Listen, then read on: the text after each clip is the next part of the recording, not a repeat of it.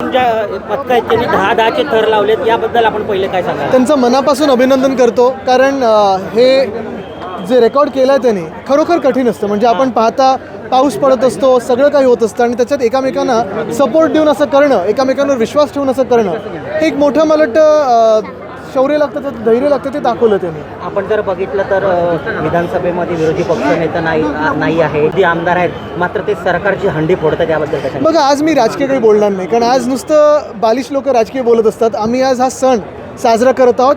राजकारण बोलायला बाकीचे सगळे दिवस आहेत, तर तेव्हा आपण राजकारण बोलू. आज आपण हा सण साजरा करू. दीपेशजी मात्र दरवर्षीप्रमाणे जोरदार दहीहंडी करतात, याबद्दल काय सांगा? जोरदार दहीहंडी करतात आणि इतर देखील लढाई ते जोरदार करत आहेत. तर सगळेच इकडचं आमची टीम आणि दीपेशजी आपण पाहत आहे की कसं काम करतात. राऊत साहेब काल बोलले ठाणा असेल या ह्याच्यात सेना मनसे युती करणार आहे. आता वातावरण आपण महाराष्ट्रातलं पाहताय, महाराष्ट्राच्या मनातलं काय ते पाहताय.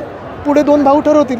पण आज परत मी तुम्हाला सांगेन, सणाच्या दिवशी मी राजकारण बोलणार नाही. मुंबईमध्ये युती होणार असं बोललं आहे. घोडदौड सध्या सुरू आहे. आज राजकारण बोलणार नाही. जर बघितलं तर नवीनच पलाव पूल केला होता, खड्डे पडले. मला तो देखील वर्ल्ड रेकॉर्ड बघायचा होता, पण आज दुसऱ्या रस्त्याने आणलं, कारण तिथून लवकर येऊ.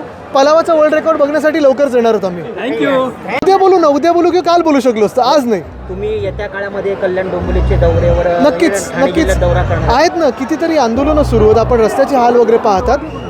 आपण पाहाल लवकरात लवकर. आदित्यजी, राजकारण